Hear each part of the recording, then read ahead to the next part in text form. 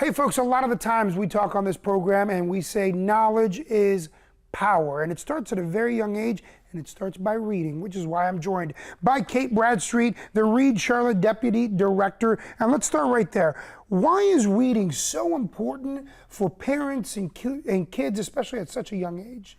So reading together with an adult is just one of the most powerful and simple ways a family can support their kids to make them and help them build into a strong reader. By reading together, you have an exposure and a practice on language and listening comprehension. You get to work on vocabulary, which are all really beautiful things, but it's also really simple, and it's an opportunity for a child to be able to read with you and be able to sit and then have a cuddle time sometimes. All of those are beautiful things, but you're also building those comprehension skills, which is essential to be a strong reader. Listen, you have small children, I have small children, there's no instruction booklet, so sometimes these guides are so key. What can parents find at readtogetherclt.org?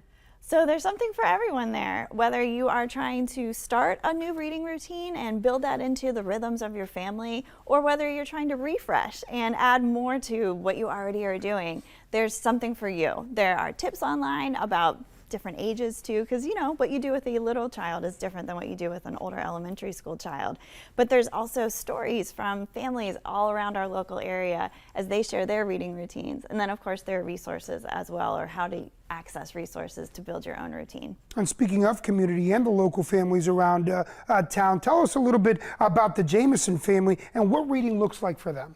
So the Jamesons are a great family. They have two children in two different really age groups, and so what they are navigating with work and with school, and then of course with their kids' activities, they're busy. So one thing that's really special about their story is that where they read and when they read might look different on a day in and day out basis. And so that really lifts up one of our stories that we really like to highlight, is that there's no wrong way to read together, and there's no right way to read together. It's whatever works best for your family and the rhythms that you all have. Now, what would you say to a family out there that's watching this segment that is a new parent, or they want to try and figure out that roadmap of when to read to their kids, how to read to their kids, and why they should be reading? Yes, I know. It's so hard when you're a new family and you have new kids, and like you said, there's no roadmap. I wish, give it to me.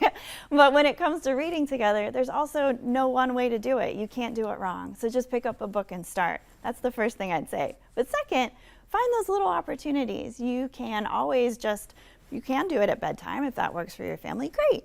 But you can also stick a book into your bag before you leave in the morning, or before you go to bed at night, and use that for transitions or while you're waiting at an appointment. You can put on an audiobook while you are doing something together, making a meal, folding laundry, anything like that can all help build that vocabulary for your child. I'll piggyback on that and even say that you can add voices. That's what I do with my girls. It's all about reading, and reading at an early age. Kate, thanks for the insight. My pleasure.